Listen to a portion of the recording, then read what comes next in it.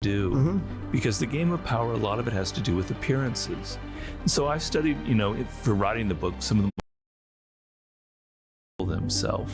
Whereas people who kind of say little or in any kind of situation, you make people inadvertently smell weakness on you. A lot of you've lost touch with who you are, the core of your being.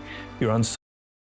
A lot of communication between humans is nonverbal. Sure. We feel, we sense something from you, and it communicates, and we have an impression.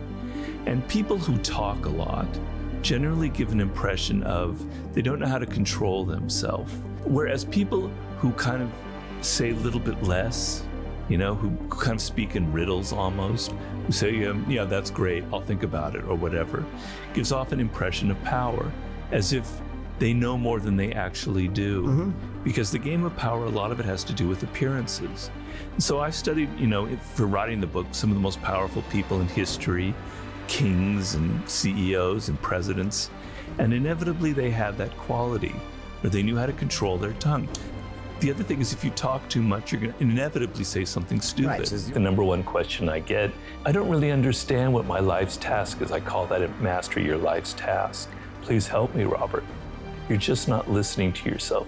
You've lost touch with who you are, the core of your being. You're on social media too much. You're listening to what other people are telling you. You're listening to what your parents told you should be doing in life. You're listening to what your friends think is cool. You're listening to what the culture is all about. I like to tell people to go back to their earliest childhood memories of things that really excited them before they got mixed up with parents and teachers and all that, other people telling them stuff. A lot of times when we meet a person, we can sense right away that there's something wrong about them, right? And I tell people who get into toxic relationships, can you go back to that moment when you first met them? And can you remember a moment where you got initially a little bit uncomfortable in their presence? So a lot of people have the right instincts, because we are animals and we can kind of feel that a person is fake or that a person is hiding something. Like children are very good at that. They can sense that someone is fake or they're hiding. Yeah, full of shit.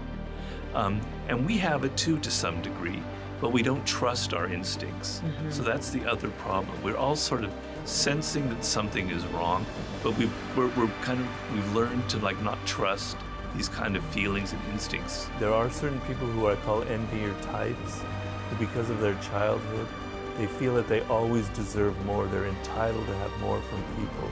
They feel like they are privileged somehow. They're not willing to go out and do the work. They want other people to give more. Nothing's ever going to change them. It's best that you recognize them and stay away from such types. But another skill that you cannot ignore is the social. We're social animals. And there are a lot of people in life who ignore that because they're shy. And I was very shy as a young man. I was mostly quite introverted as well. Because they're shy, they just simply lean on their own strength, which is learning something really well, learning math or learning algorithms or learning how to write, etc. And they ignore the social because they're afraid of it. But you cannot get ahead in this world as a social animal dependent on other people in every aspect of life, unless you treat that as another skill as well. We're living in times where people have never been more self-obsessed, more self-absorbed, for whatever reasons. Social media maybe a little bit? Social media plays a huge role in that. And so people are kind of locked into their own little world. You may not realize this, but I think that the source of most of the pain that people feel in their life, the source of most of their failures in life, why they hit a wall, why they can't get any further in life, is because they don't understand people. They don't understand what motivates. They can't get inside the mind of the other person. They're always thinking of themselves. And because of that, they don't have the ability to persuade or influence people to get them to move in the direction they want. You've lost touch with who you are, the core of your being. You're on social media too much. You're listening to what other people are telling you.